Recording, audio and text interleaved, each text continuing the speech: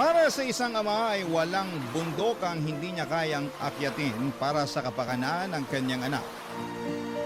Pero minsan ay may mga bagay na sumusobra na, lalo na kung ang kahinaan na ng isang tao ang ginagamit para sa pansariling intensyon.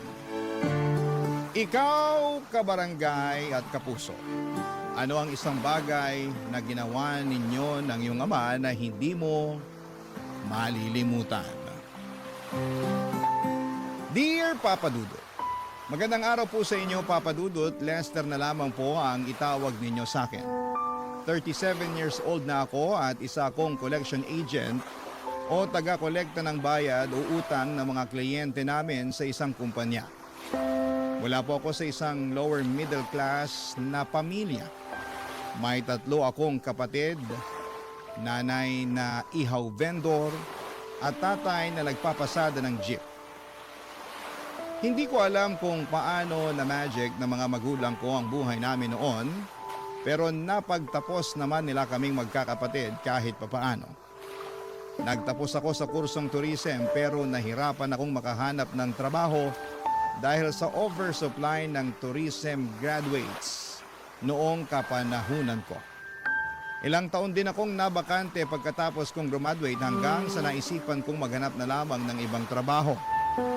Nakapasok ako bilang collection agent sa isang financing company kung saan ay nagpapahulugan sila ng mga appliances at nagpapaloan ng cash.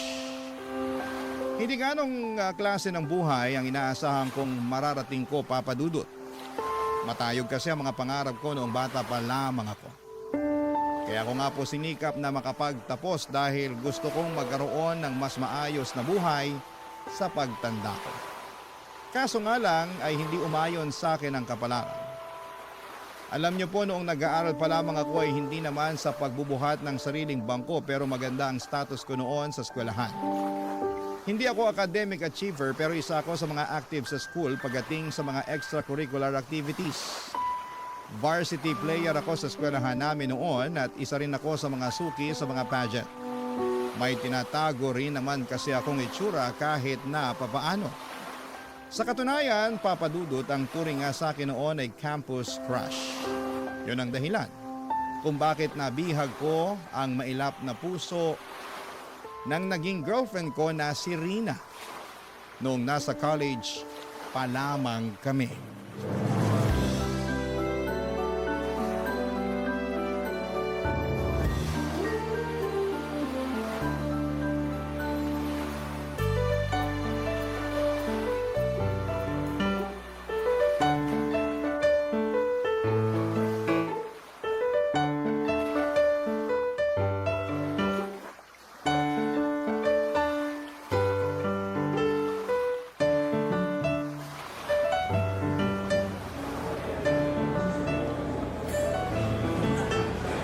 Lester! Nandito ka lang pala. Kanina pa kita hinahanap. Nag-message ako sa'yo, sabi ko nasa cafeteria ako. Kakatapos lang ng klase ko eh. Nag-reply ka ba? Hindi ko nabasa lobat ako. Kararating mo lang dito sa school? Oo, hindi ako nakapasok sa first class ko. Nahuli ako ng gising Pinag-overtime ba naman ako sa trabaho kagabi? Kaya madaling araw na ako nakauwi. Bakit ka nag-OT? Sinesante kasi yung isa kong katrabaho. Understaff tuloy kami. Ewan ko ba sa boss namin? Naturingang sikat na fast food yung minamanage, pero nagtitipid naman sa empleyado. Nag-breakfast ka na ba? Kumain ka muna. Di pa nga pero wag na. Haba ng pila Magsisimula na rin maya-maya yung klase ko. Heto, kainin mo na lang tong extra rice ko. Hati na lang tayo dito sa ulam. Ayan, mas mabuti pa. Kanina pa kumakalam yung sikmura ko Nga pala, nadala mo ba yung hiniram ko sa'yo? Oo. Heto, 2,000. Salamat! Promise, ibabalik ko rin to next week kapag may sahod na ako. Saan mo ba gagamitin yan? Pambayad ko ng renta sa boarding house. Ilang araw na akong kinukulit ng landlady namin Nakakairita. Hirap talaga sa buhay kapag walang-wala ka, no? Di bale, bayaran mo na lang yan kapag may extra ka na. Gamitin mo na lang muna yung sahod mo next week sa mga kailangan mo pambayaran. Salamat Buti na lang, malawak yung pag-unawa mo. Hindi katulad ng iba dyan, hindi marunong umintindi. Yung prof ko, yung boss ko, pati yung landlady. Nakakainis. Kapag ako talaga yumaman, nako, dead ma ako sa kanilang lahat. Kaya nga tayo nag-aaral ng mabuti para yumaman eh. Ay hindi. Ako mag-aasawa na lang ng afam para makaahon agad sa hirap. Kahit matandang mayaman pa yan, papatulan ko makalis na ako sa impyernong buhay na to. Uy, teka. Sinasabi mo ba na hindi ako yung aasawahin mo? Bakit? Mayaman ka ba? Sabi ko naman sa'yo, gusto ko makapangasawa ng mayaman, di ba? Yung may sariling kotse, may swimming pool sa bakuran, de-air ko ng buong bahay. Kung ganun ka na, sige, aasawahin kita. Hayaan mo, magpapayaman ako para sa'yo. Yan! Ganyan dapat. Mag-effort ka para naman may rason kung bakit kita sinagot. Eh bakit mo nga pala ako sinagot? Hindi naman ako mayaman. Pogi ka eh. Okay na yun. At least may shota akong pogi. Ay, kakainin mo pa ba yung rice mo? Ako nauubos. Sige, sa'yo na to. Salamat! Akin na rin tong soft drinks mo ah. Aga-aga nagsusoft drinks ka. Sige lang, pakabusog ka. Alam kong pagod ka sa trabaho. Alam mo, nakaka-proud ka nga eh kasi nakakaya mong balansehin yung pag-aaral tsaka pagiging working student mo. Ano nakaka-proud dun? Yung lagi akong pagod, kulang-kulang ang tulog. Laging napapagalitan ng prof kasi late. Alam nakaka-proud dun, no? Hindi, ang ibig kong sabihin, nakaka-proud ka na kahit nakakapagod yung ginagawa mo, nagpupursige ka pa rin. Wala akong choice. Ipinanganak akong mahirap eh. Kung iniluwan lang sana akong mayaman, magbubuhay doon niya talaga ako. Pero dahil minalas ako sa buhay, ganito na lang muna ako sa ngayon. Pero balang araw talaga, sisiguraduhin ko na yayaman din ako. Tayo. Yayaman din tayo. Ay, oo nga pala. Sorry. Tayo pala. Ano pala ang balak mo mamaya? Gusto mo bang kumain muna tayo sa labas? Gastos na naman. Kakautang ko nga lang sa'yo ng pera eh. Hindi, libre ko naman eh. Ba? Dami mo naman yatang pera ngayon. Papa Dudut, gets ko si Rina. May mga pagkakataon din kasi noon nakapos din kami sa bahay kaya minsan ay wala kaming inuulam. Lalo na tuwing bayaran na ng kuryente, tubig at renta. Kaya naman sinanay ko na ang sarili ko na magtipid. Gusto ko rin kasi na matulungan ko si Rina kahit na sa maliit na bagay lamang katulad ng paglibre ko sa kanya ng pagkain. Kahit yun na lang muna ang maibigay kong suporta sa kanya. Malaki ang pamilya nila Rina, sa Bulacan sila nakatira. 7 silang magkakapatid at ang tanging kumakayod sa kanila ay ang tatay nilang construction worker. Hindi na makapagtrabaho ang nanay nito dahil nabaldado siya matapos ma-stroke. 4 lang sa kanilang magkakapatid ang nag-aaral. Sa katunayan ay hindi na dapat papasok pa si Rina ng college kung hindi lang niya ito ipinaglaban. Kaya siya nag-working student para matustusan niya ang sarili niya dahil siya na lamang ang nagpapaaral sa sarili niya noong time na yon. Mas matanda sa akin ang 2 taon si Rina, Papa Dudut. Ilang beses siyang natigil sa pag-aaral kaya pareho pa lamang kaming first year college nung nagkakilala kami. Naging magkaklase kami sa isang minor subject. Naalala ko pa unang araw noon ng klase noong nagkaroon agad kami ng surprise quiz.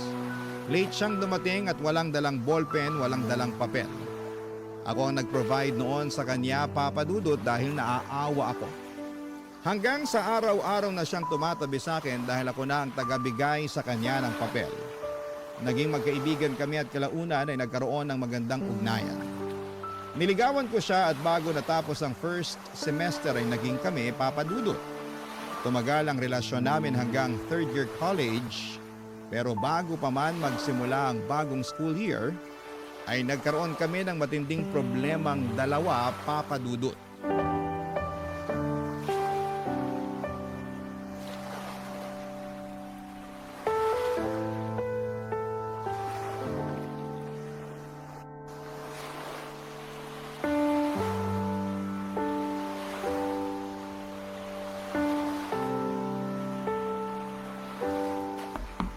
Rina, tao po. Lester? Anong ginagawa mo rito? Halika nga, nasisiraan ka na ba ng ulo?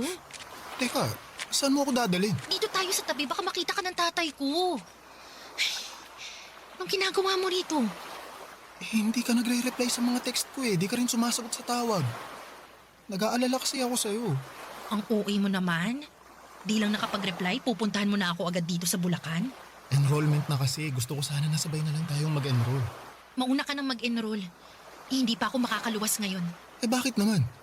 May problema kami ngayon dito sa bahay. Anong problema? Baka sakaling makatulong ako. Wala. Wala kami itutulong sa problema ko. Ay, Rina, boyfriend mo ako. Alam mo naman nagagawa ako ng paraan para matulungan kita eh. Teka, ano tong nasa balikat mo? Wala to. Patingin nga. Wala to sabi! Ano yan? Pasaba yan? Rina, Oo, pasado. Obvious ba? bakit? Anong nangyari sa'yo? Binato ako ng tatay ko ng baso. Hindi lang niya ako binato, sinampal din niya ako. Binugbog. Ano, masaya ka na? Nalaman mo ng totoo! Bakit kanya binubugbog?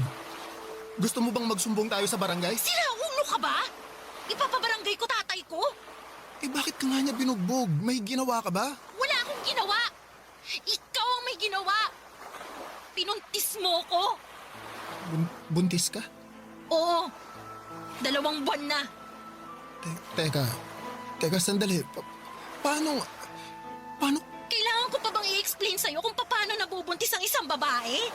Ibig kong sabihin, gumagamit naman tayo ng proteksyon, di ba? Kasi yung proteksyon na ginagamit mo, walang silbi. Anong gagawin natin ngayon yan? Anong klaseng tanong yan? May magagawa pa ba tayo? Nandito na to. Teka, anong sinabi ng tatay mo nung nalaman niya ang totoo? Pinagtigil niya ako sa pag-aaral. Pagkatapos kong ipanganak to, maghahanap ako ng trabaho para may pambuhay ako sa batang to. Hindi mo natatapusin pag-aaral mo? Lester, ipinaglaban ko na tong pag-aaral ko sa tatay ko tapos ngayon, buntis ako. Ano pang laban ko kung sinira ko na yung tiwala niya? Hindi niya na ako papayagang mag-aaral pagkatapos nito. Pero, Rina, sayang naman yung nasimulan mo. Sino naman mag-aalaga ng bata pagkapanganak ko? Mga kapatid ko na walang silbi. Nanay ko na baldado. O yung tatay ko na busy sa pagkayod. Huwag kang mag-alala, papanindigan ko naman yung bata eh. Aba dapat lang. Sino ba nagsabing hindi? Ikaw ang may kasalanan ng lahat ng to kaya wag mo akong takasan. Alam ko na, gusto mo bang kausapin ko na lang tatay mo? Para saan pa? Gusto mo rin ba makatikim ng bugbog? Baka mamaya pagsabayin pa tayo eh. Alam mo, umuwi ka na lang. Tsaka na lang natin ito pag-usapan kapag kalmado ng lahat. Eh paano ka? Nag-aalala ako para sa'yo eh. Kaya ko ng sarili ko. Masasaktan ako ng tatay ko pero hindi niya ako magagawang patayin. Kaya huwag ka mag-alala. Balitaan mo ako ah. Tawagan mo ako agad kapag nagka-problema ka. Problemahin mo muna kung paano mo sasabihin sa magulang mo na nabuntis mo yung syota mo. Tsaka natin pag-usapan ulit kung anong mangyayari. Sige, tatawagan kita mamaya pagka uwi ko. Rina, alagaan mo sarili mo ha. Oo na. Umalis ka na. Lalabas na maya-maya si tatay para magtrabaho. Baka makita ka pa niya. Naku, iinit na naman ulo nun. Sige. Ay, sandali lang. Bakit? Ano yon? May kailangan ka pa? May extra ka ba dyan? Pahiram naman ako kahit 100 lang oh. Magpapaload lang ako para may pang-text ako sa'yo. Di kita nare-replyan kasi wala akong load eh. Sandali. Oh, ito. Ayun, salamat. Aalis na ako. Sige, mag-ingat ka. Ikaw rin. Papa Dudut, hindi naging maganda ang pagtanggap ng mga magulang namin sa balitang nagkaroon na kami ng anak ni Rina. Pero kahit na ganoon ay wala naman silang magagawa dahil nandun na ang bata. Para makatulong sa mga gastos ni Rina ay nagtrabaho ako sa gasolinahan. Pinagsabay ko ang pag-aaral at trabaho para matustusan ko ang pangangailangan ng baby namin. Nakakahiya rin namang humingi ng pera sa mga magulang ko dahil sila na ang gumagasto sa pag-aaral ko kaya minabuti kong ako na lamang ang mag-provide para sa sarili kong pamilya. Habang lumalaki ang tiyan ni Rina ay lumalaki din ang gastos na kailangan nito. Mula sa mga maternity dress, vitamins, pati ang buwan ng check-up ni Rina, ako ang nagbibigay. Hindi ko alam pero napakaraming demands ni Rina ng mga panahong yon. Pero wala akong karapatang magreklamo dahil pareho naming pinasok ang problemang yon. Papa Dudut, mabilis na dumaan ang 7 pang buwan at matagumpay na naipanganak ni Rina ang baby namin. Isa itong batang babae na pinangalanan naming Sofia. Noong nahagkan ko na ang anak ko, Papa Dudut, ay para bang nawalang lahat ng pagod at problemang pinapasan ko. Para akong nabuhusan ng kaligayahan noong nakita ko kung gaano kaliit at ka-cute ang anak namin. Noong araw na yon ay sunod-sunod na pangarap ang nabuo sa isipan ko para sa pamilya ko. Pero Papa Dudut, hindi pala ganon kadali ang mangarap. Lalo na kapag hindi nakaayon sa iyo ang kapalaran. Dahil sa mga sumunod na taon, sa halip na ginhawa ay puro problema ang mga naranasan naming dalawa ni Rina. Barangay Love Stories. Barangay Love Stories. Noong natapos ko ang pag-aaral ko, pansamantala kaming tumira sa Bulacan ni Rina. Yun kasi ang gusto ng tatay nito dahil baldado na ang nanay niya ay yun na lamang ang tanging paraan para makapiling nito ang apo niya. Maliit lang ang bahay nila Rina, Papa Dudut. Sa maliit na bahay na yon ay doon sila nagsisisikang magkakapatid. Mabuti na lamang at may isang kwarto doon na pwede naming gamitin ni Rina para kahit papaano ay may privacy kaming dalawa. Aaminin ko na hindi naging magandang naging buhay namin sa Bulacan, Papa Dudut. Bukod sa nahirapan akong makahanap ng trabaho sa lugar nila, ay palagi pa kaming nasisermonan ng tatay ni Rina. Palagi niyang ipinamumukha sa amin ang pagkakamaling nagawa namin at yun nga po ang pagkakaroon namin ng anak sa murang edad. Bawat galaw namin doon ay may halong panunumbat. Kapag pumalag kami ay pareho niya kaming sinasaktan at wala kaming magawa noon dahil nakatira kami sa pamamahay nila. Kahit papaano ay hindi rin naman po ganoon kasama ang tatay ni Rina. Paminsan-minsan kapag maganda ang mood nito, katulad na lamang tuwing sahuran ay binibilhan niya ang anak namin ng diaper o di kaya ay gatas. Pero kapag tagipit ay sa amin talaga siya nagpapalipas ng sama ng loob.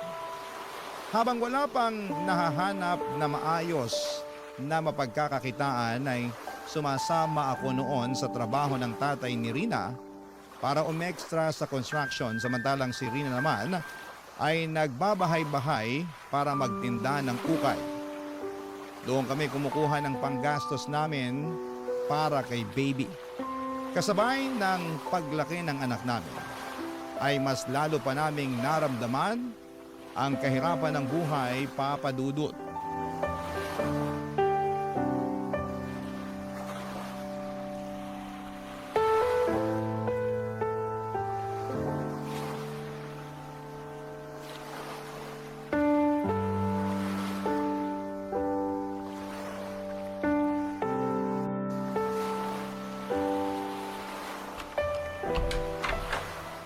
Oh, Lester, ang aga mo namang umuwi ngayon.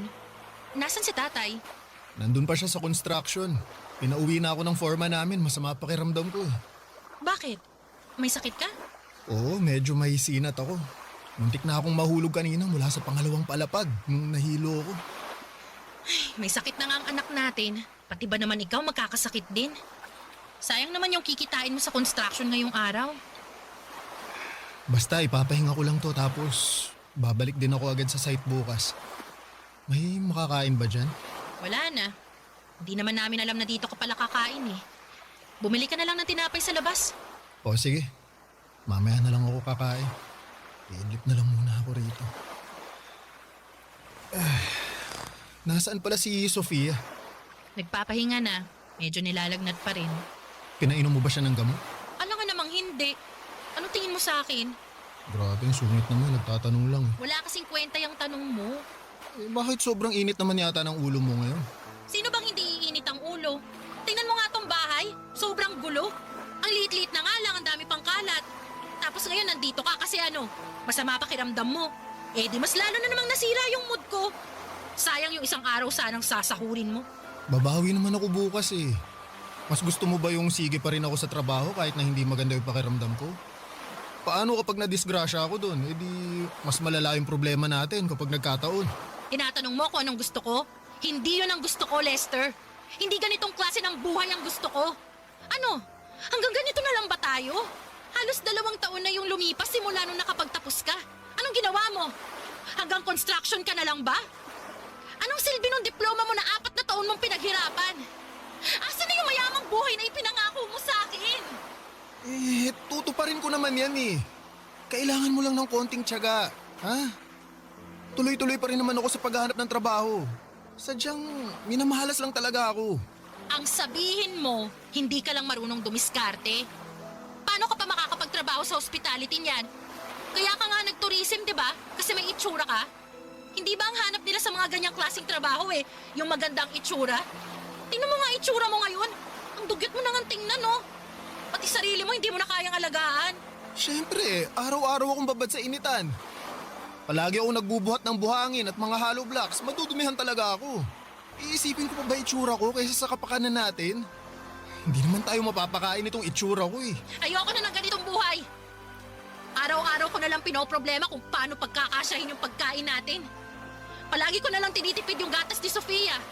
Tapos, nandyan pa si tatay na wala nang ibang ginawa kundi magbunga nga kapag nalalasing. Sorry, konting tiis na lang. Gagawa ako ng paraan. Ayoko nang magtiis. Buong buhay ko lagi na lang ako nagtitiis.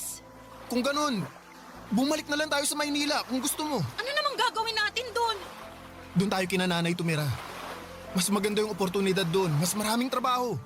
Pati ikaw, pwede kang magharap ng trabaho kasi pwede mo nang iwan si Sofia sa mga magulang ko kung sakali. Matagal na rin kasing nare-request ni nanay na makita si Sofia eh. Baka naman mamaya, alilain ako ng mga magulang mo doon sa pamamahay nila, ha? Hindi yun mangyayari. Nakasama mo naman na si nanay at tatay, di ba? Mababait sila. Anong mababait? Hindi nga maganda yung tingin sa akin ng nanay mo nung una kami nagkita eh. Ano ka ba? Mas gusto nga ni nanay na doon na lang tayo sa kanila tumira eh. Paano kung hindi pumayag si tatay? Matatanda na tayo. Kaya naman na siguro nating magdesisyon para sa sarili natin. Sige, kakausapin ko si tatay. At kung ayaw man niya, aalis pa rin tayo. Wala na siyang magagawa sa magiging desisyon natin. Basta, siguraduhin mo lang na pagkaalis natin dito, magiging maayos na yung buhay natin, ha? Oo, pangako.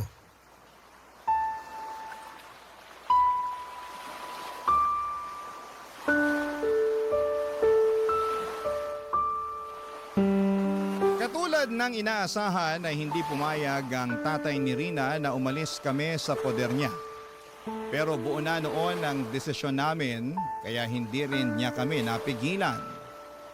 Papadudot pagkabalik namin sa Maynila ay masaya kaming tinanggap ng mga magulang ko ang mga pamilya kong binuo. Sa katunayan ay in-spoil nga nila ang anak namin sa mga pagkain, mga damit at laruan. Kumpara sa estado nila Rina sa Bulacan ay mas maayos ng kaunti ang naging estado namin sa Maynila.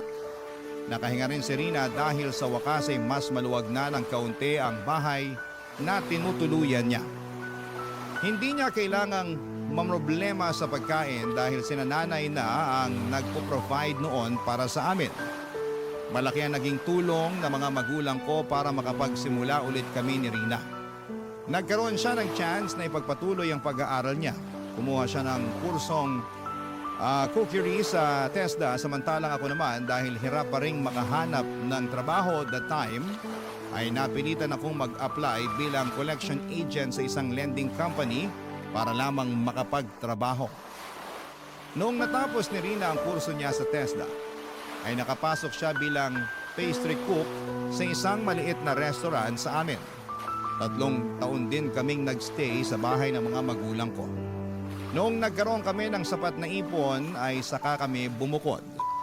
Naging maganda naman ang buhay namin ni Rina simula noong nag-live-in kami papadudot. Sa loob ng 2 taon ay nakayanan naman naming tumayo mula sa mga sarili naming paa. Noong mga panahong yon ay ipinagbubuntis ni Rina ang pangalawa naming anak. Maselan po ang naging pagbubuntis niya. Kaya naman nang lumaki na ang bata sa sinapupunan niya ay nag-resign na lamang muna siya sa trabaho papadudot. Masasabi ko na noong time na yon ay maayos na ang buhay namin, hindi man mayaman katulad ng inaasahan ay napupunan naman namin ang mga pang-araw-araw na pangangailangan namin. Hanggang sa isang araw ay panibagong problema na naman ang dumating sa pamilya namin.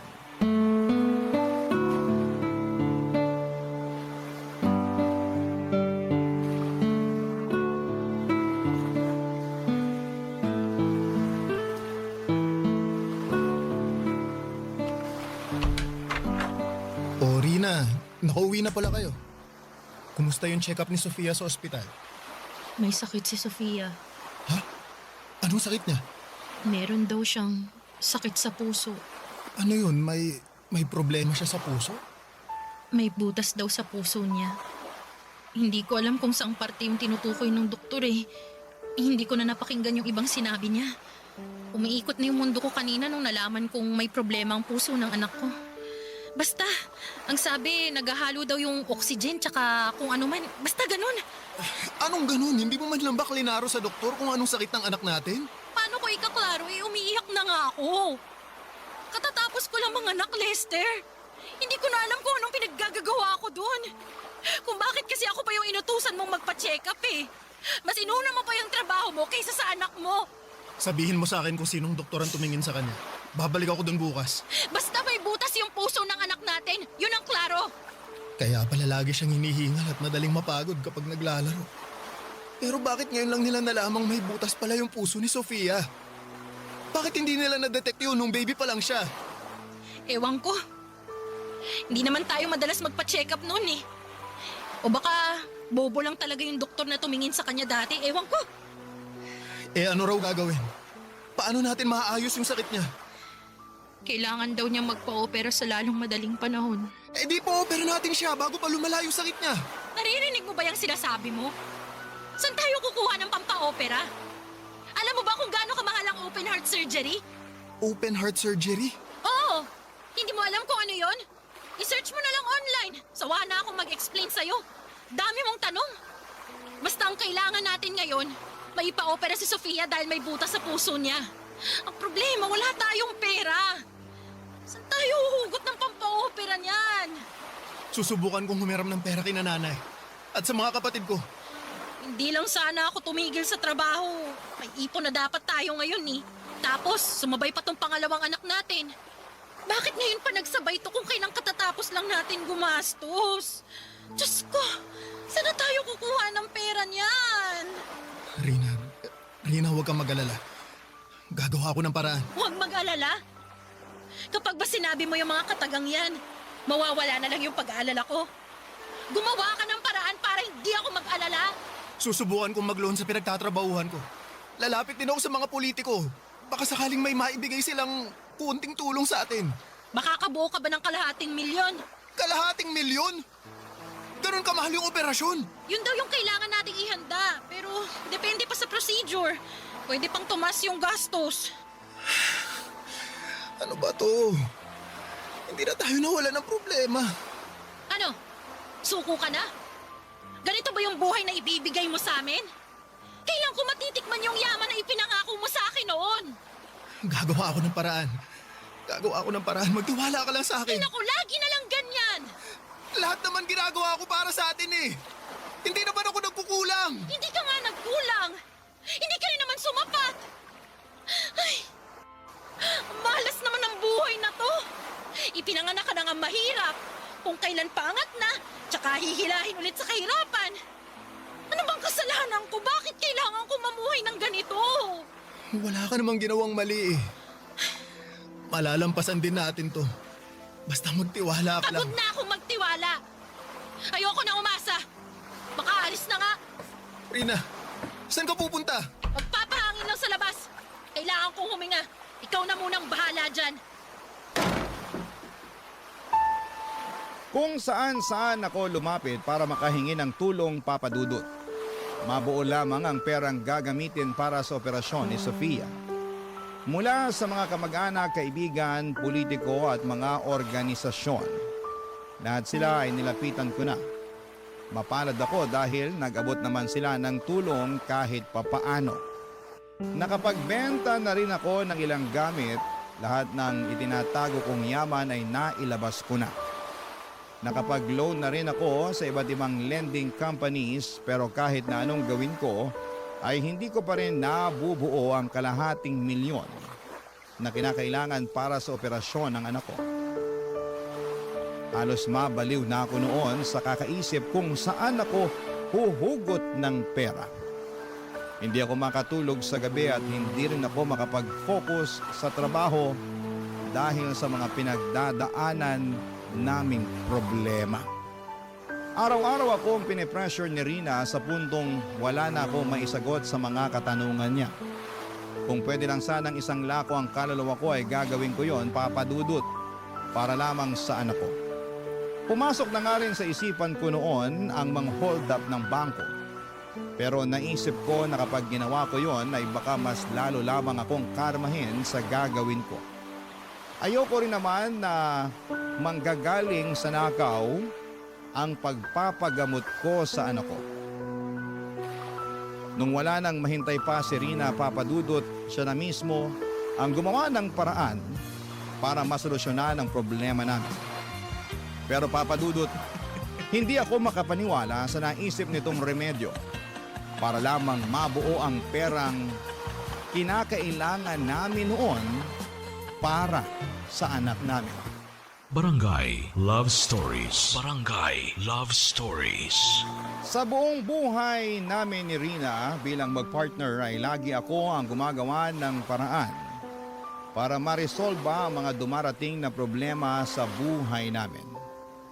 Nasanay ako na ako lagi ang humaharap at nagbibigay sa mga pangangailangan namin dahil alam ko sa sarili ko na yon ang trabaho ko. Ayoko kasing isipin ni Rina na wala akong kwentang ama sa mga anak namin. Pinangakuan ko siya ng magandang buhay kaya kahit na anong mangyari ay gagawin ko ang lahat para maibigay ang pangakong yon. Pero sa pagkakataong yon ay medyo sumobra na si Rina sa ginawa niya. Isang araw pagka-uwi ko galing sa trabaho ay nagulat ako nang pakitaan ako ni Rina ng 100,000 piso. Noong tanungin ko siya kung saan niya ito nakuha ay wala siyang binanggit tungkol sa pinanggalingan nito. Basta ang sinabi niya ay down payment lamang daw yon nang hiniram niyang pera mula sa isang tao. Nang oras ding yon ay inutusan niya akong magbihis. Ang sabi niya ay kailangan ko raw magsuot ng magandang damit dahil may nahanap siyang racket para sa akin.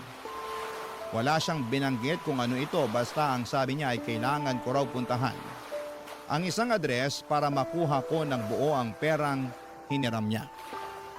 Nakaramdam ako ng pag-asa noong sa wakas ay nalaman kong mabubuo na namin ang pampaopera para sa anak namin.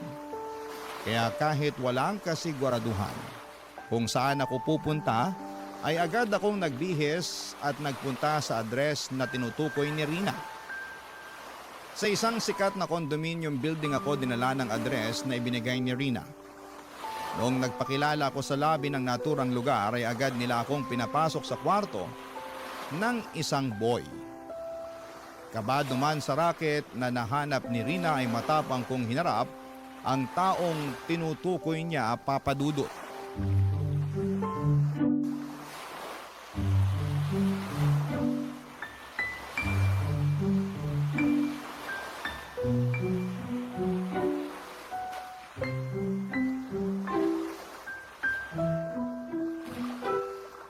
Tao po.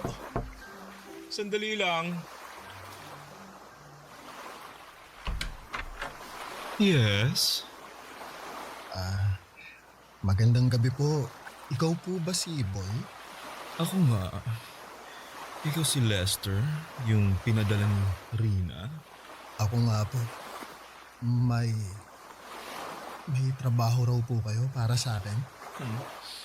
In fairness, guwapo ka nga katulad ng sinabi niya. Po? Wala. Halika, pumasok ka na. Sige po. Salamat po. Kumain ka na ba? Gusto mo bang kumain na muna? Hindi pa po pero salamat na lang po. Hindi pa po ako gutom. O sige, mag-shower ka na muna. Shower po? Oo, ayoko kasi ng amoy pawis. Mas maganda kapag fresh ka. Katatapos ko lang naman pong maligo bago ako nagpunta rito. Huwag po kayong mag-alala, hindi po ako amoy pawis. Okay, o sige. Kung ganun, halika na rito. Lumapit ka sa akin. Po? Bakit po? Sabi ng asawa mo, maganda raw yung pangangatawan mo. Gusto ko lang i-check. Teka, sandali lang po. Oh, bakit? Bakit niyo po inaalis tong t-shirt ko? Sandali nga lang. Ikaw ba talaga si Lester? Oo, ako nga po. Eh bakit parang wala kang malay sa ginagawa mo? Alam mo ba talaga kung anong dahilan kung bakit ka nandito? Hindi niya po nilinaw eh. Basta ang sabi may trabaho raw kayong ibibigay sa akin. Oo. At ito na nga yun. Ano po yung kinalaman ng katawan ko sa trabaho na ipapagawa ninyo? Ay my gosh! Ang slow mo naman, iho. Magtanggal ka na lang ng suot mo at humiga sa kama. Yun lang ang gagawin mo. Ako nang bahala sa'yo. Kalango, baka hindi lang po tayo nagkakaunawaan. Hindi po ako ganun tao. Hindi po ako nagpapagamit ng katawan. Iyon ang sabi sa akin ni Rina eh. Ano ba to? Scammer ba kayo? Kung hindi mo gagawin ang ipinagagawa ko sa'yo, tatawag ako ng pulis. Teka, sandali lang po. Pulis agad. Hindi po kami scammer. Nakapagbigay na ako ng down sa inyo, no? Tiwala ako sa inyo dahil nirecommend kayo ng contact ko. Kaya kung hindi nyo ibibigay yung kapalit ng paunang bayad na binigay ko, ipapapulis ko kayo. Sandali lang ho ah. Sandali lang ho, tatawagan ko lang po si Rina. May kaklaruhin lang ako sa kanya. Sinasayang nyo lang ang oras ko eh. Nagmamadali ako kaya mas mabuti pa ibalik nyo na lang yung pera ko. Hindi ka makakalabas dito hanggat hindi nyo na ibabalik yung pera binigay ko. Sandali lang po, mabilis lang po ito. Heto na po, heto na, tinatawagan ko na siya. Hello, Lester. Tapos ka na ba? Ang bilis naman yata. Hello, Rina. Anong tapos na? Alam mo ba kung anong gulo tong pinasok mo? Anong gulo? Bakit? Ang gulo ka ba dyan? Pinaghubad ako ng bakla dito. Parang inaasahan mong gagawin ko. Aba malamang. E di ibigay mo kung anong gusto niya. Ikaw yung kapalit ng perang hinihiram natin sa kanya. Kailangan niya ng boylet kaya ikaw yung binenta ko. Ano? Anong pinagsasasabi mo? Eh kailangan natin ng pera para sa anak natin, di ba? Kaya huwag ka na magreklamo dyan. Hindi ko kayang gawin yung pinapagawa niya sa akin. Ay, dami mo namang arte. Gawin mo na lang kung ano yung gusto niya. Isipin mo ang anak natin. Hahayaan mo ba siyang mabuhay ng may butas yung puso? Pero... Wala nang pero. Huwag kang uuwi dito hanggat hindi mo nakukuha ng buo yung pera, ha? Hello? Rina? Rina! Ano? Tapos na ba kayo mag-usap, ha? Kasi magpapatawag na talaga ako ng security. Hindi, wag. Babayaran ko na lang yung perang hihiramin namin sa inyo. Please, sir. Kailangan talaga namin ng perang pera sa anak namin eh. Hindi po talaga kami scammer. Please maniwala po kayo. Hindi ko kailangan ng pera, no? Marami na ako ng pera, my dear. Ang bayad na inaasahan ko, ikaw dahil ikaw ang inalok sa akin ni Rina. Ngayon, kung hindi ka papayag sa setup na ganon, ibalik nyo na lang yung pera dahil mukhang hindi naman pala kayo ganon kagipit katulad ng sinasabi ninyo. Total, ngayon lang naman to eh. Ay, hindi! Sino nagsabing isang beses lang to, ha? Malaking halaga yung hiniram sa akin ni Rina. Ang bayad nun by installment. Kaya bawat Sabado sa susunod na 5 buwan, ha? Kailangan mo kong paligayahin. Sa pamamagitan lang nun kayo makakabayad sa akin. Ha? Ano? Magdesisyon ka na. Bibigyan kita ng chance na umatras. Hindi ako aatras. Gagawin ko to para sa anak ko. Yun naman pala eh. O sige, simulan mo nang mag-alis ng saplot. Matapos ng gabing yon, ay lumabas ako ng kondo na hiyang-hiya. Pakiramdam ko ay lahat ng taong nakatingin sa akin ay alam kung ano ang ginawa ko. Nandiri ako sa sarili ko, Papa Dudut. Kailanman ay never kong naisip na papasukin ko ang ganong klaseng kalakaran. Sari-saring emosyon ang naramdaman ko ng mga oras na pauwi ako ng bahay. Dala-dala ang pera na nakuha ko gamit ang sarili kong laman. Hindi ko po ma-describe sa mga salita ang pakiramdam na yon, pero hanggang ngayon ay damang-dama ko pa rin sa sarili ko ang pakiramdam na yon, Papa Dudut. Pagka-uwi ay hindi ko kinibo si Rina. Nagtampo ako sa kanya dahil iniharap niya ako sa isang bagay nang hindi man lamang ako tinatanong kung papayag ako sa gusto niyang mangyari. Nainis ako dahil may punto rin naman siya. Yun ang pinakamadaling paraan para makakuha kami ng pera para sa operasyon ni Sofia nang walang tinatapakang ibang tao maliban sa dignidad ko. Papa Dudut, agad naming pinaoperahan ang anak namin gamit ang perang ibinigay ni Boy. Sa awa ng Diyos ay naging matagumpay naman ang naging surgery nito. Halos 2 linggo ring nanatili si Rina at Sofia sa ospital habang nagpapagaling ito. Kasabay nito ay nagpatuloy ako sa pagbabayad ng utang namin kay Boy. Naisip ko noon na pwede naman namin siyang takasan at magtago na lamang sa ibang lugar, pero may pinirmahang kaming kontrata sa kanya na maaari na ipakulong niya kami kung sakali mang pagtaguan namin si Boy. Isa pa ay ayoko ring madamay ang anak namin sa gulo, kaya naman minabuti kong resolbahin ang mga ito ng patas. Sa mga sumunod pang buwan, tiniis ko ang bawat gabing kasama ko si Boy. Hindi naglaon ay namanhid na lamang din ako sa ginagawa ko hanggang sa unti-unti ay nabayaran ko rin ang pagkakautang namin sa kanya, Papa Dudut.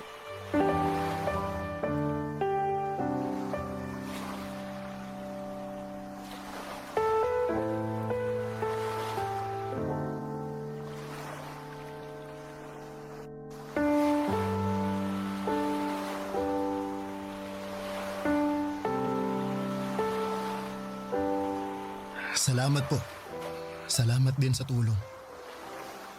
Hindi man ganitong klase ng tulong yung inaasahan ko, salamat pa rin dahil kung hindi dahil sa inyo, hindi namin mapapa-operahan yung anak ko. Hindi mo kailangan magpasalamat. Nangangailangan ka eh. Nangangailangan din ako. Nagtulungan lang tayo. Kumusta na pala yung anak mo? Maayos na po siya. Kailangan lang ng ilang follow-up check-up para masigurong walang komplikasyon yung operasyon niya. Mabuti naman kung ganun. Alam mo, gawin na natin huli to. Po, ano pong ibig niyong sabihin? Huwag ka nang bumalik next week. Okay na yun. Bayad na kayo ni Rina. Talaga po? Salamat, sir. Pero sigurado po ba kayo na wala na kayong hahabulin pagkatapos nito? Baka mamaya. Wala ka pa rin bang tiwala sa akin hanggang ngayon? Ilang gabi na tayong nagsama. Huwag kang mag-alala, hindi kita hahabulin. Kung gusto mo, magpapagawa pa ako ng kasulatan para ma-clear na yung utang nyo. Tsaka hindi naman ako ganong klaseng tao, no? Alam kong masama ang tingin mo sa akin kasi ginamit ko yung kahinaan mo, pero wala eh. Kailangan ko ring lumigaya. Wala naman na magtatangkang pumatol sa akin. Bukod sa matandaan na ako, bakla pa ako. Sinong tao naman na magmamahal sa akin maliban sa pera ko, no? Alam mo, naiinggit nga ako kay Rina eh. Sa kabila ng ginawa niya sa'yo, nagagawa mo pa rin siyang mahalin. Nilapastangan na niya yung pagkatao at lahat-lahat pero nananatili pa rin kayong matatag. Ganong klaseng pag-ibig yung gusto kong maranasan balang araw eh. Kaso, mukhang malabo nang mangyari. Hindi ko naman po ito ginagawa dahil kay Rina eh. Dahil ito sa anak ko. Kahit gawin ko ulit tong bagay na to, matulungan ko lang yung anak ko. Gagawin ko. Uliran ka palang ama eh. Mabait kang tao, Lester. Sobrang bait mo to the point na okay lang sa'yo kahit ginagamit ka na ng ibang tao. Sayang lang kasi napunta ka sa katulad ni Rina. deserve mong mahalin din katulad ng pagmamahal na ginagawa mo sa mga taong nakapaligid sa'yo. Hindi naman sa sinisiraan ko si Rina ha, pero base lang sa nakikita ko, parang wala naman siyang pakialam sa'yo eh. Mahal po ako ni Rina. Nagawa lang din naman niya yun dahil sa anak namin eh. Hindi. Hindi ako naniniwala doon, no. Alam mo ba, gabi-gabi, pagkatapos mong magpunta dito sa kondo ko, tinatawagan ako ni Rina. Talaga po? Bakit daw? Wala lang. Kinukumusta lang niya kung naging maayos ba yung performance mo. Kung may nagawa ka bang ikagagalit ko. Sabi ko sa kanya, wala. Sobrang galing mo nga eh. Actually, mamimiss kita pero may pamilya ka na eh. Kaya hindi kita pwedeng itali. Tsaka mas gusto ko sa single para walang sabit. Pero anyway, hindi naman yun yung point ko. Kaya siya tumatawag kasi gusto niyang humiram ulit ng pera. Ha? Pera? Para saan naman? I don't know.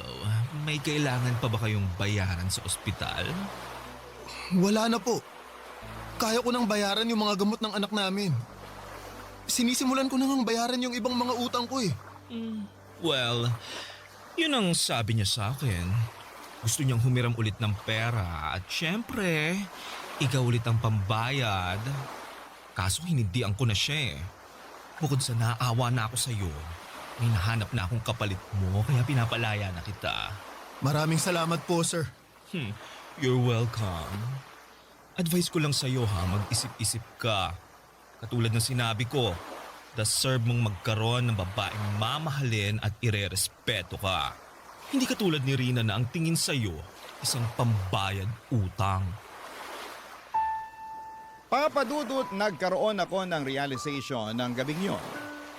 Pagka-uwi ay kinumpirma ko kay Rina kung totoo ba ang sinabi ni Boy na humihiram ulit siya ng pera sa kanya. Hindi tinanggi ni Rina ang katotohanan. Inamin niya sa akin na sawa na raw siyang maghirap at total ay may mapagkukuhanan na sila ng pera nang walang kahirap-hirap ay chance na raw namin yon para makaahon sa kahirapan. Sobrang dismayado ako sa kanya ng gabing yon at para bang bigla na lamang akong natauhan. Totoo nga ang mga sinasabi ni Boy, ginagamit lang din ako ni Rina at nagpapagamit naman ako dahil mahal ko siya. Unti-unti ay nawala rin ang pagkabulag ko kay Rina. Simula noon ay lagi ko nang nakikita ang mga hindi kagandahang ginagawa niya sa akin. Ang totoo niya, gusto ko na nga sanang makipaghiwalay sa kanya noong mga panahong yon. Pero iniisip ko rin kasi ang kapakanan ng mga anak ko. Papadudot, tiniis ko ang lahat ng yon sa ngalan ng pamilya namin. Para sa aming mga anak. Pero sa aming dalawa ay si Rina na po ang may ganang bumitaw. Naganap siya ng ibang tao na magagamit niya ulit. Nung nakakilala po siya ng Afam ay dali-dali siyang sumama dito at walang pag-aalinlangan na iniwan niya kaming mag-ama. Ang totoo niyan, Papadudot, ay nakahinga ako noong iniwan kami ni Rina. Hindi man maganda para sa mga bata na nawala ng ina sa murang edad. At least, magkakaroon ako ng chance na magsimula pong muli. Papadudot, ang mga pangyayaring ikinuwento ko sa inyo ay nangyari 8 years ago. Ngayon ay dalaga na si Sofia at 8 years old na rin ang pangalawa naming anak.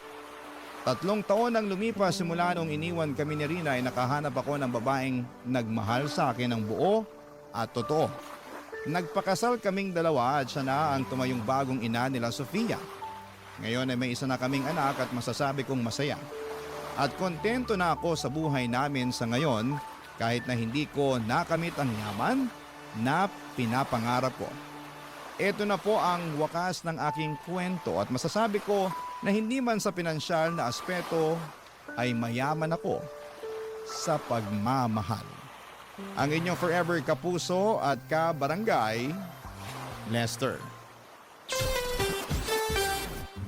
Kwentuhan naman tayo dito sa comment section. Ang mga kwento ng pag-ibig, kwento ng buhay, at kwento ng pag-asa dito sa Barangay Love Stories. Love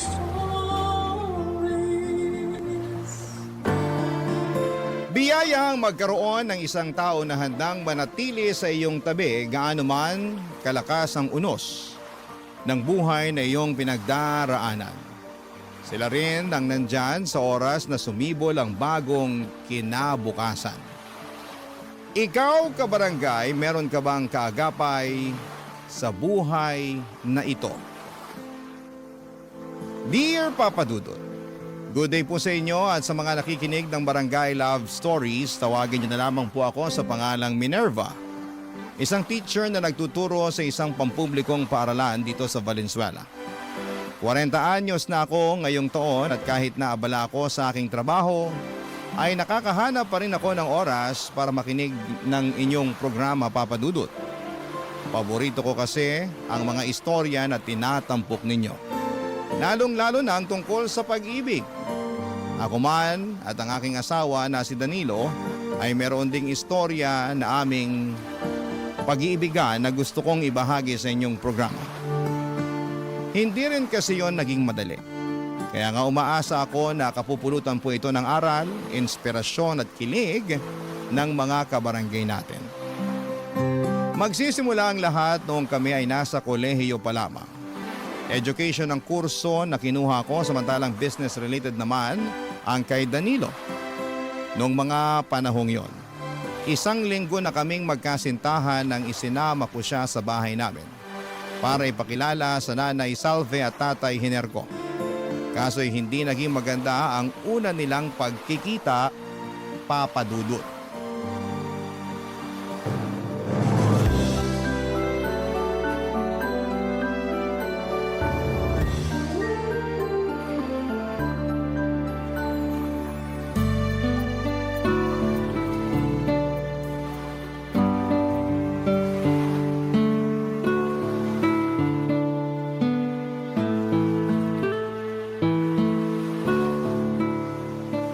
Tama ba ang narinig ko?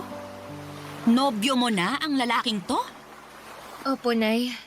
Tsaka may pangalan po si Danilo. Huwag niyo po siyang tawagin ng ganyan. Tatawagin ko siya sa gusto kong itawag sa kanya. Huwag mo kong diktahan. Di mo naman kami masisisi ng nanay mo kung nagulat kami na may nobyo ka na pala. Wala ka rin kasing nababanggit sa amin, anak. Pasensya na po kayo, Tay. Hindi ko naman po intensyon na itago sa inyo. Hindi lang ako makatsyempo na makapagsabi dahil masyado kayong abala ni Nanay sa pagtitinda. Malamang, kabuhayan natin yun eh. Kung hindi kami magtitinda ng tatay mo, anong ipambibili natin ng pagkain at ipanggagastos dito sa bahay, di ba? Alam ko naman po yun. daw. Kung alam mo, sana matinong lalaki ang pinili mo para maging nobyo. Hindi yung ganyan na mukhang adik sa kanto. Tama ang nanay mo. Sobra naman po kayo, Nay. Nagsasabi lang naman ako ng totoo, no? Hoy, Danilo, sigurado ka ba talagang nag-aaral ka? Sa itsura mo kasi, parang hindi. Nag-aaral po ako. Nay, grabe naman po kayo kay Danilo. Nagtatanong lang ako. Siyempre gusto kong makasigurado na nasa mabuting kamay ka. Na hindi ka sasaktan ng kung sino-sino. Lalo na yung lalaking yan na mukhang hindi gagawa ng matino. Hindi ko po sasaktan si Minerva. Mahal ko po ang anak niyo. Abay, dapat lang na mahalin mo ang anak namin. Dahil kung hindi, may kalalagyan ka sa akin. Tay naman, wag niyo naman pong pagsalitaan ng ganyan si Danilo. Wala naman siyang ginagawa sa inyo eh. Wala pa sa ngayon. Pero baka sa susunod, meron eh. Buti na yung habang maaga na pagsasabihan na namin siya ng nanay mo. Buti pa, aalis na lang po kami. Ay, teka. Saan kayo pupunta? Kahit saan po kasi mukhang hindi naman welcome dito si Danilo. Tsaka nahihiya na rin po ako sa kanya dahil sa ugali niyo ni tatay. Ayos lang ako, Minerva. Oy, ayos lang naman daw pala sa kanya eh. Narinig mo ba yon, Minerva? Narinig ko. Pero ako, hindi ayos. Dahil harap-harapan yung iniinsulto ang nobyo ko. Pinagmalaki ko pa naman kayo ni tatay sa kanya. Tapos ganyan lang yung ipapakita niyong ugali. Anak, inaalala ka lang namin ng nanay mo. Siyempre ayaw ka namin mapariwara pag nakatuluyan mo yung lalaki na yan. Tsaka tama naman ang nanay mo. Mukha siyang hindi gagawa ng matino. Tignan mo. Hinusgahan niyo na agad si Danilo nang dahil sa itsura niya. O, anong magagawa namin kung kahusga-husga siya? Tsaka bakit kasi dyan ka pa nagkagusto, anak? Ang ganda-ganda mo. Gwapo rin yung dati mong karelasyon. Matangos ang ilong, maputi, makinis ang balat. Sana man lang pumili ka ng mas gwapo pa dun. Hindi naman yata tama na pagkumparahin niyo si Danilo sa dati kong karelasyon.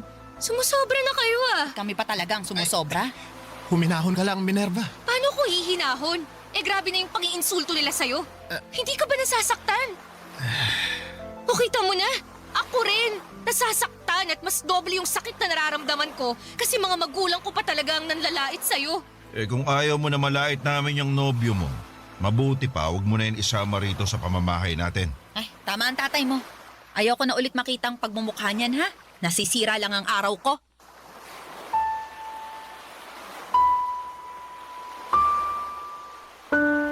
Papa Dudut, hindi si Danilo ang unang nobyo ko.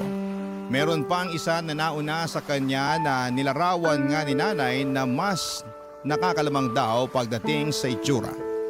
Halata rin na mas gusto nila niyon ni tatay kesa kay Danilo kaya naman nasaktan ako kasi mahal na mahal ko ang kasintahan ko.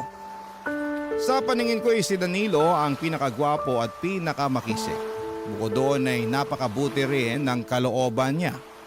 Mabait siyang anak sa mga magulang niya at kuya sa kanyang mga kapatid. At yon ang mga katangian na una kong nagustuhan sa kanya. Kaya nga kahit tutol sina nanay at tatay sa aming pagmamahalan, ay pinagpatuloy pa rin namin ang aming relasyon ni Danilo. Kaya lang makaraan ng 2 linggo ay merong malungkot na nangyari sa pamilya ng nobyo ko. At yon ay ang pagkamatay ng kanyang tatay, Papa Dudut.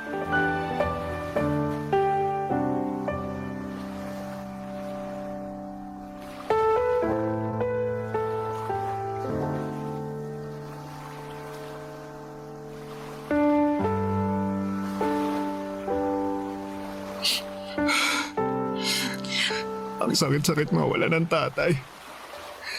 Hindi pa kami handa eh. Masyadong biglaan yung nangyari. Hindi nga ako nakapagpaalam sa kanya bago siya nawala. Sobrang sakit.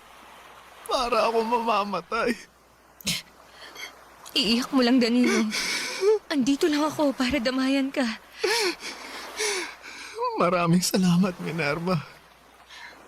Kung wala ka, baka hindi ko kayanin. Huwag mong sabihin yan. Marami ka nang kinaya nung wala pa man ako sa buhay mo, di ba? Oo, pero iba naman ngayon. Lalo nangyari pa to sa pamilya namin, kaya mas kailangan kita. Sa totoo lang, di ko na alam kung paano na kami pagkatapos mailibing si tatay. Anong ibig mong sabihin? Siya lang kasi yung nagtatrabaho sa amin, kaya sigurado mahihirapan kaming makapagpatuloy nito. Tapos sakitin din si nanay at maliliit pa ang mga kapatid ko, kaya walang pwedeng ibang asahan na magtrabaho kundi ako. Ibig mong sabihin, mag-working student ka? Tingin ko nga hindi ko kakayanin lalo sa sitwasyon ng pamilya namin eh. Kaya nga naisip ko na tumigil na muna sa pag-aaral at mag-focus na lang sa paghahanap ng trabaho. Sigurado ka na ba sa desisyon mong yan? Oo. Napag-isipan ko na yon at kinausap ko na rin naman si nanay. Anong sabi niya? Ayaw niya. Kasi 2 taon na lang graduate na sana ako. Pero naisip ko na matagal pa yun. Paano na lang kami mabubuhay sa 2 taon na yun, di ba? Ibig sabihin, hindi kami kakain? Hindi magbabayad ng bills at hindi bibili ng maintenance ng mga gamot ni nanay? Ayoko namang mangyari yun. Kaya kung kinakailangan na magsakripisyo ako, gagawin ko.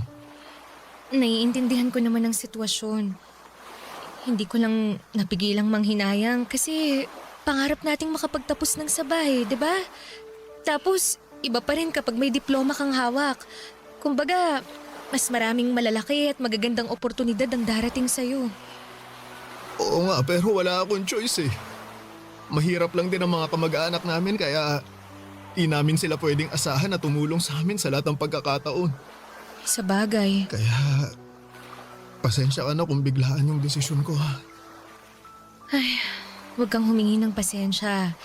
Lalo't hindi mo naman kontrolado ang sitwasyon. Kaya nga eh. Nakakalungkot lang kasi. Bakit ngayon pa talaga nangyari to? Kung kailan malapit ko na sanang matupad yung pangharap sa akin ni tatay na makapagtapos ako. Naniniwala ako na hindi rin naman ginusto ng tatay mo yung nangyari. At proud siya sa'yo, ano man ang maging desisyon mo sa buhay. Ganon din ako, Danilo. Proud na proud ako sa'yo. At tulad nga ng sinabi ko kanina nandito lang ako para suportahan ka. Hindi lang ngayon na may pinagdaraan ng mabigat ang pamilya nyo, kundi araw-araw, palagi lang akong nasa tabi mo. Salamat, Minerva. Malaking bagay na nandyan ka.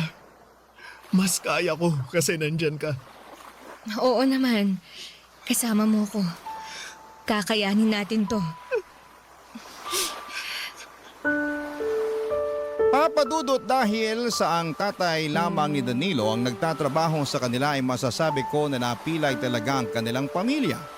Kaya naman napilitan siyang huminto sa pag-aaral at pinagtuunan na lamang ng pansin ang paghahanap ng trabaho. At bilang nobya niya ay sinuportahan ko siya sa bagay na yon kahit na nga noong umpisa ay nang hinayang pa ako para sa pag-aaral niya.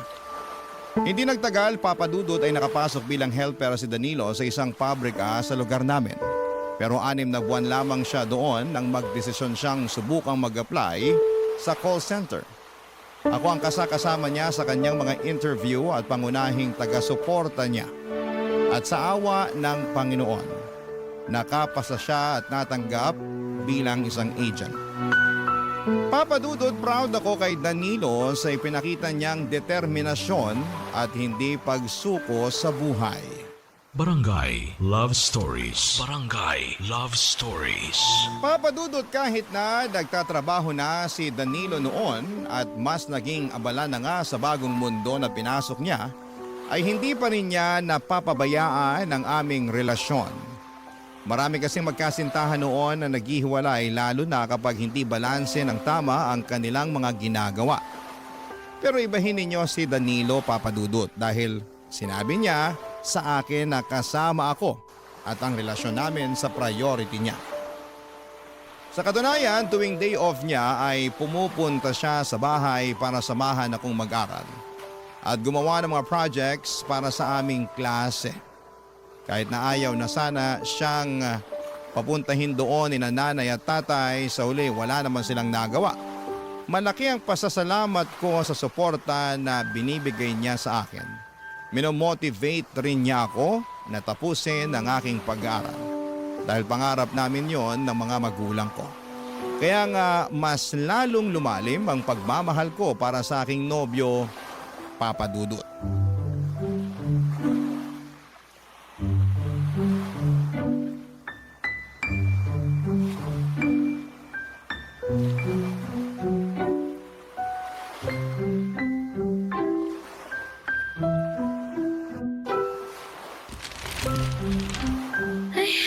Grabe, pagod na ang utak ko sa kare-review.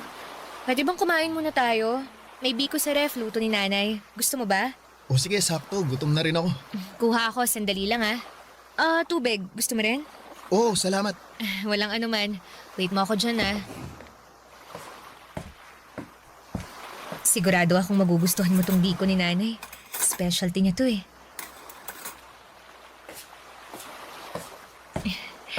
Ito na yung merienda natin. Tulungan na kita. Salamat. Sandali lang pala. Kailangan kong magbanyo. Balik ako ha. Sige lang.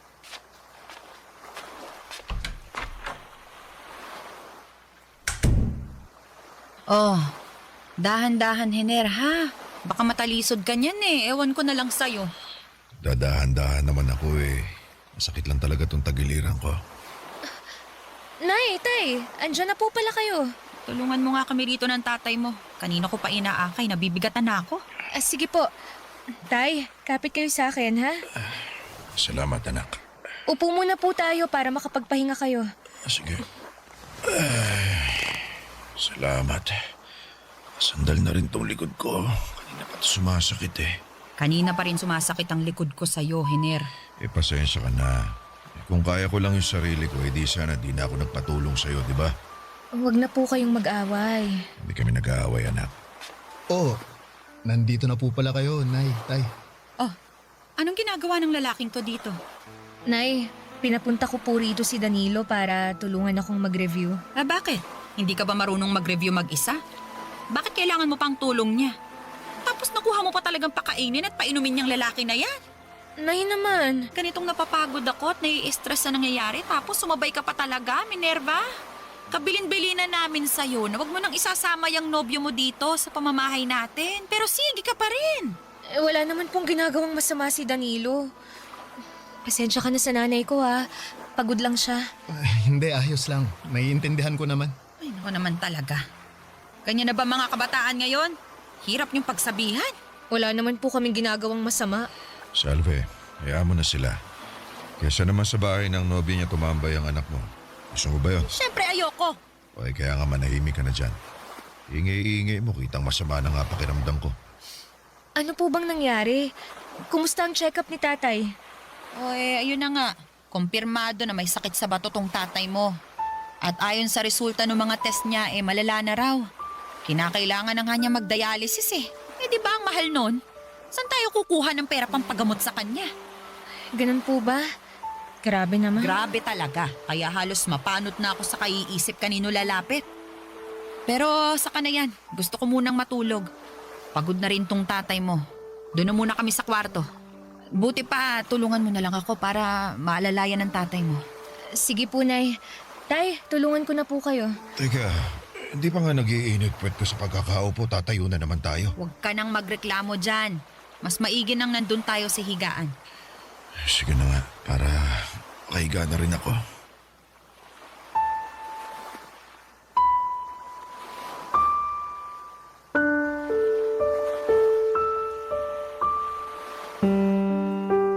Papa Dudut, magkahalong lungkot, takot at inis ang namutawi sa akin ng mga panahong yon.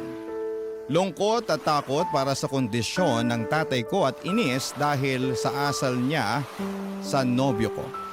Wala namang ginagawang masama sa kanila si Danilo pero sobra naman kung pagbuntunan nila ito ng galit. Kaya nga dismayado talaga ako sa pakikitungo ng mga magulang ko sa nobyo ko. Sa kabila ng lahat, sinabi ni Danilo na hindi naman daw niya dinibdib yun.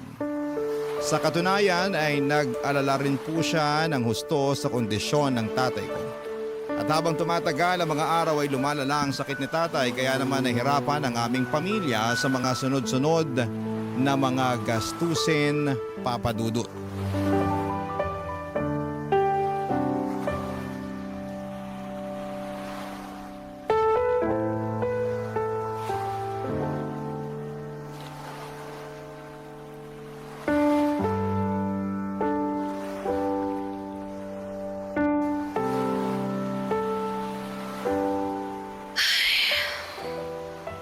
Oh, kanino ko pa napapansin na panay ang buntong hininga mo ah. Sorry Hindi ko lang mapigilan eh. Nalulungkot kasi ako kaya hindi tuloy tayo makapag-concentrate sa pagre-review natin. Ay, okay lang naman. Pwede tayong huminto sandali para pag-usapan kung bakit ka malungkot. May problema ba, Minerva? Meron. Malaki. At tungkol yun kay tatay. Oh, may nangyari ba sa tatay mo? Sabihin mo sa akin. Habang tumatagal, lalong lumalala yung sakit niya eh. Tapos nitong mga nakaraang araw labas-pasok na siya sa ospital para magpa-dialysis at magpa-check up. Bukod kasi sa sakit niya sa bato, may iba pa siyang sakit na iniinda. Kaya halos masaid na yung pera namin sa gastos pagpapagamot sa kanya. Tapos yung kaisa-isa naming negosyo na tindahan sa palengke baka malugi pa. Ano na lang kami, diba? Nalulungkot akong malaman yung sitwasyon ng pamilya niyo, Minerva. Kung may maitutulong ako, magsabi ka lang sa akin. Pwede akong magbigay ng kahit konting tulong pinansyal para makabawas man lang sa mga gastusin ninyo. Salamat, Danilo. Pero alam ko naman na malaki rin ang responsibilidad mo sa pamilya mo. Tsaka kamakailan lang may pinagdaanan din kayo. Tapos ngayon pa lang kayo nakakabawi ulit. Naku, wala namang kaso yon, lalo't pamilya mo naman ang dumaraan sa pagsubok. Kaya nga nandito lang ako para umalalay at dumamay sa'yo. Hindi naman malaking pera ang kaya kong ibigay pero alam ko makakatulong yun sa inyo. Nahihiya ako sa'yo kasi hindi mo naman kami responsibilidad. Pero mahal ko kayo. Lalo ka na. Mahal mo pa rin sina nanay at tatay kahit hindi maayos ang trato nila sa'yo. Oo naman, kasi mga magulang mo sila eh. Saka naniniwala naman ako na magbabago rin sila pag nakita nila na seryoso ako sa pagmamahal sa'yo. At yun ang gusto kong patunayan sa kanila. Na iingatan kita, aalagaan, mamahalin, at hindi sasaktan. Salamat, Danilo. Malaking bagay na nandyan ka. Lalo't dumaraan ng pamilya namin sa pagsubok. Salamat kasi kahit na busy ka sa trabaho mo, dinadamayan mo ko. Sinasamahan at sinusuportahan sa pag-aaral ko. Kahit na nga pinanghihinaan ako ng loob at question ko na yung sarili ko kung kaya ko pa bang makapagtapos. Ha? Anong ibig mong sabihin? Naiisip ko kasi na tumigil na lang muna sa pag-aaral. Katulad mo, para maghanap ng trabaho. Gusto ko kasing makatulong kay nanay sa mga gastusin nila ni tatay pampagamot. Tsaka dito na rin sa bahay namin. Kaya lang, sigurado ako na hindi nila magugustuhan yung naisip ko. Lalo't pangarap namin na makapagtapos ako at maging ganap na teacher. Naniniwala naman ako na matutupad mo yung pangarap mo. Pero kung hingin ang sitwasyon na hindi mo na agad-agad, pwede mo namang ipagpatuloy ulit. Pwede mong balikan para tuparin. Katulad mo? Oo. Sa katunayan, nag-iipon na nga ako paunti-unti ng pangmatrikula ko eh. Mabuti naman kung ganun. Basta, sabihan mo ako ha. Nandito lang ako anuman ang mangyari. Pero sana hindi mo na kailanganing tumigil sa pag-aaral. Lalo, ilang taon na lang naman, makakapagtapos ka na. Hindi pa naman buo ang loob ko. Kaya hindi ko pa masabi kung ano talaga ang gagawin ko. Medyo naguguluhan pa ako sa mga nangyayari Kung maluwag naman ang schedule mo at kaya mo, bakit di mo subukang mag-working student? Sa ganung paraan, di mo kailangan tumigil sa pag-aaral. Pero ano kayang trabaho ang pwede kong pasukin? May hiring ba sa inyo at tumatanggap ng part-timer? Sa ngayon, wala pa eh. Pero kapag nagkaroon, sasabihan kita kaagad. Salamat, Danilo. Salamat. Papa Dudut, buti na lang at nandyan si Danilo para maging kaagapay ko lalo na at dumaraan sa pagsubok ang aming pamilya. Malaking bagay na meron akong napagsasabihan ng aking nararamdaman dahil baka masiraan na lamang ako ng ulo kapag sinolo ko yon. At kapag nga nakakaluwag si Danilo ay nag-aabot siya sa akin ng tulong pinansyal para sa mga gastusin namin sa bahay at maging sa pag-aaral ko. Kaya lalo akong nagsikap na makapagtapos dahil hindi na lamang ako ang mag-isang lumalaban para sa katuparan ng aking pangarap na maging ganap na guro dahil kasama ko na doon si Danilo. At kahit na mahirap, Papa Dudut, at maraming mga gastusin at kasabay pa noon ang pagkakasakit ni tatay, ay wala akong hindi kakayanin na may sa katuparan lamang ang mga mithiin kong makapagmarcha sa entablado, bitbit ang sertipiko ng katibayan ng aking pinapangarap, ang aking inaasam na pagtatapos. Barangay Love Stories. Barangay Love Stories. Papa Dudut, hindi nga nagtagal ay nakapagtapos ako ng pag-aaral kaya naman sobrang saya namin ng mga magulang ko. Masayang masaya din po si Danilo at bagaman at hindi siya personal na nakadalo sa seremonya dahil limitado lamang ang mga bisita na pwedeng isama ay in-invite ko na lamang siya sa bahay namin para sa munting salo-salo. Kaya lang makalipas ang 2 linggo ay namatay naman si tatay dahil sa paglala ng kanyang sakit. At sobrang lungkot ko ng mga panahong yon. Buti na lang at nandyan si Danilo upang umalalay Nang sa ganon ay makaya ko ang lahat. Pero may mga pagkakataon pa rin na nalulugmok ako lalo na nung matapos ang libing ni tatay papadudot at madalas ko yung maramdaman sa bahay namin.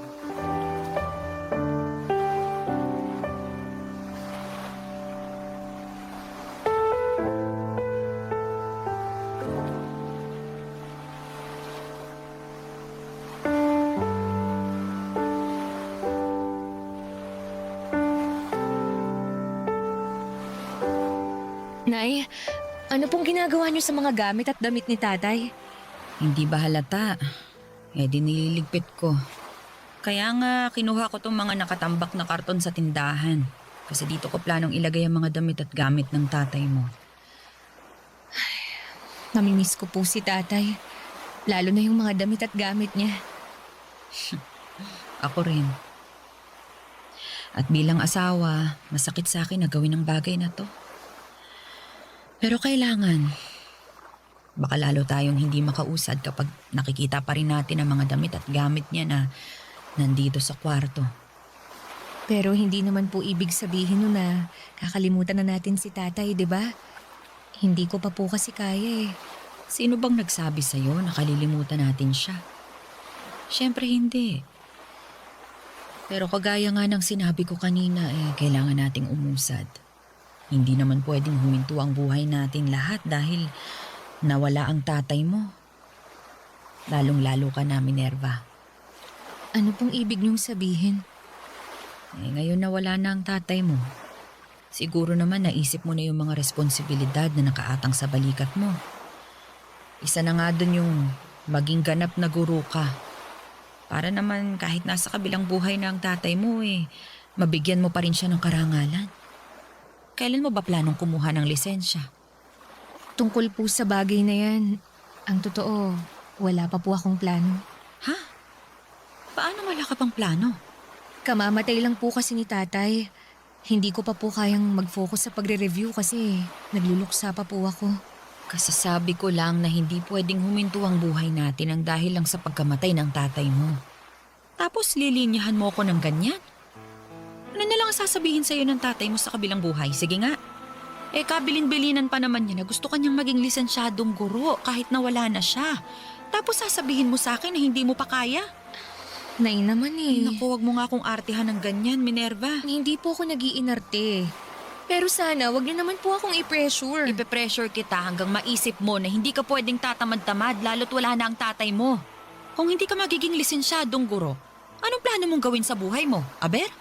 Hindi ko naman po sinabing hindi ako magiging lisensyadong guro eh. Pero gusto ko po munang magpahinga lalo't nagluluksa pa ako. Luksa ka dyan. Ando na tayo. Pero hanggang kailan? Hindi ko po alam. Yan ang dapat mong alamin dahil wala kang habang buhay para magluksa, Minerva. Kung hindi ka rin lang naman kukuha ng lisensya ngayong taon, mabuti pang magtrabaho ka na lang para makatulong ka dito sa bahay natin. Baka nakakalimutan mong mag-isa na lang ako na nagtataguyod sa inyong magkakapatid.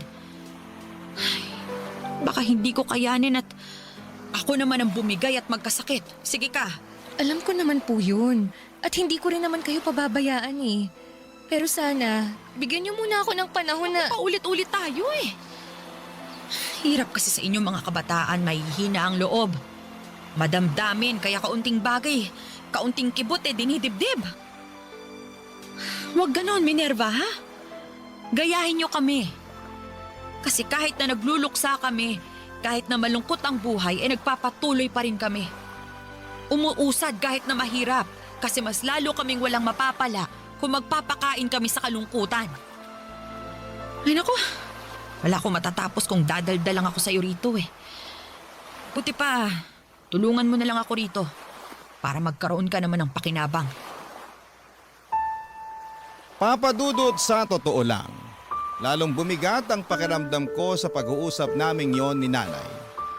Hindi pa kasi talaga ako handang umusad at magpatuloy sa buhay lalo na at kamamatay pa lamang ni tatay. At 1 linggo pa lamang noong naililibing siya. Ngunit natanga na agad ako ng mabigat na responsibilidad sa aking mga balikat. Litong-lito po ako at hindi ko po alam kung saan at papaanong magsisimula. Kaya nga si Danilo ang madalas kong kasakasama ng mga panahong yon. Sa katunayan ay sa bahay nila ako natutulog dahil mas gumagaan ang loob ko. At nakakahinga ako ng maluwag pag wala ako sa bahay namin. Naalala ko lang kasi doon si tatay. Kaya naman lagi ako nalulungkot at umiiyak doon. Tapos ay pinipressure pa ako ni nanay, Papa Dudut. Makalipas nga ang 3 buwan ay nabuntis ako ni Danilo at masasabi ko na lalong nag-ibang takbo ng mundo ko. At kahit pa kapwa kami may takot sa magiging reaksyon ni nanay ay matapang pa rin naming sinabi sa kanya ang mga plano namin ni Danilo. Ngunit bukod sa pagbubuntis ko ay meron pa kaming sinabi kay nanay na labis niyang ikinagulat.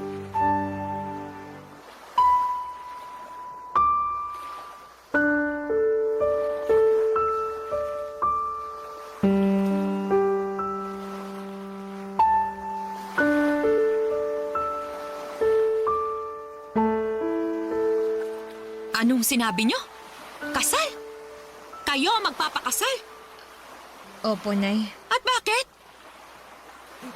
Buntis na po kasi ako. Kaya gusto na po namin magpakasal ni Danilo. Ano ka mo? Buntis ka? Opo. Ay, anak ka naman talaga ng teteng. Bakit ka nagpabuntis sa lalaking yan? Mahal ko po si Danilo. At mahal ko rin po ang magiging anak namin. Mahal ko rin po si Minerva kaya naman pananagutan ko po siya. Ay, wala akong pakialam sa pagmamahalan nyo. Pero walang magpapakasal sa inyo. Bakit naman po? Nagtanong ka pa talaga? Akala mo yata laro-laro lang ang kasal eh. Hoy, para sa kaalaman mo, kapag kinasal ka na sa lalaking yan, eh habang buhay ka nang nakatali sa kanya. Alam ko po yun. At handa naman po akong matali kay Danilo. Hindi mo talaga alam ang sinasabi mo, ano? O sige, sasabihin ko sa'yo para maintindihan mo. Makinig kang mabuti, ha? Kamamatay pa lang ng tatay mo.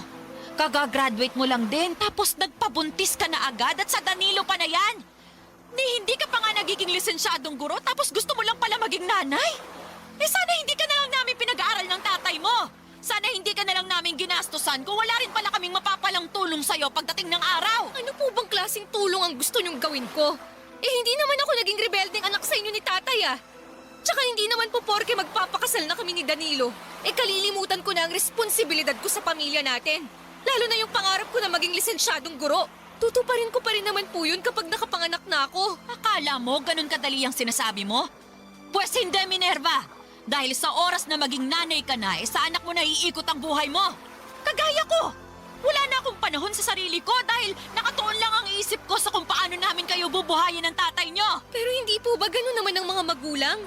Kung hindi pa po pala kayo handa sa responsibilidad ng pagkakaroon ng anak, eh di sana hindi na lang kayo nag-anak. Ba't talaga namang sumasagot ka pa talaga, ha? Nagsasabi lang po ako ng totoo. Nay, alam ko po na masama ang loob niyo sa amin ni Minerva dahil sa nangyari. Pero pinapangako ko po na hindi ko pababayaan ang anak niyo at ang magiging anak namin. At kapag kaya na namin babawi kami sa inyo. Saka tama po si Minerva. Hindi namin kalilimutan yung responsibilidad namin sa kanya-kanya naming pamilya kahit na may mga anak na kami. Magsisikap po kami, lalo na ako, para matupad po ang bagay na yun. Magsisikap daw baka naman puro lang kayo salita. Tapos kamukat-mukat makakalimutan nyo na yung sinabi nyo. Ay naku, talaga naman. Hindi po mangyayari yun dahil may isang salita po ako. Mahal ko po si Minerva at mahal ko rin ang pamilya niya kaya naman kasama kayo sa plano ko. Ay, ewan ko sa inyo.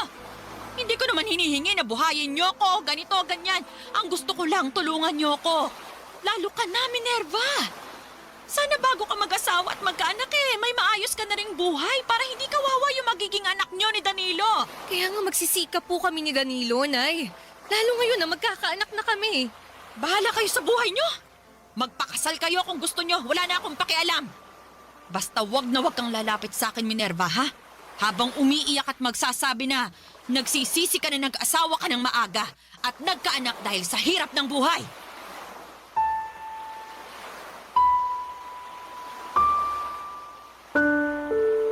Papa Dudut, kinasal kami ni Danilo sa huwes at nagsama sa iisang bubong. Pero tumira muna kami sa bahay nila para maasikaso ako ng nanay niya hanggang sa makapanganak ako. At mag-isang taon ang baby namin, Papa Dudut. Tapos noong na-promote ang asawa ko sa trabaho niya ay nakaipon kami para makapagrenta ng maliit na apartment. Noong nagdesisyon akong kumuha na ng lisensya sa pagkaguro ay sinuportahan ako ni Danilo. At hindi nga po nagtagal ay nakapasa naman ako at doon na nga nagsimula ang pagtuturo ko. Kung tatanungin ninyo ako kung kumusta kami ni nanay ay masaya akong sasabihin na maayos naman ang relasyon namin. At mahal na mahal niya ang apo niya. Hindi rin kasi niya ako natiis lalo na noong nanganak ako. At siyang nag-alaga sa anak namin ni Danilo kapag nasa trabaho kaming pareho. Sa kabilang banda ay guilty din ako kasi hindi ako agad nakabawi sa kanya lalo na noong namatay si tatay. Kaya nga wala na akong sinayang na sandali noong nabigyan ako ng pagkakataon na tuparin na ang matagal na nilang pangarap para sa akin.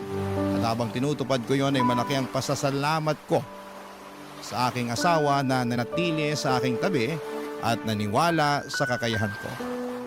Hanggang dito na lamang po, Papa Dudut, ang sulat ko. Sana po'y mapili po ninyong i-ere sa programa ninyong Barangay Love Stories. God bless and more power sa inyong istasyon. Ang inyong forever kapuso at ka-Barangay Minerva. Kwentuhan naman tayo dito sa comment section.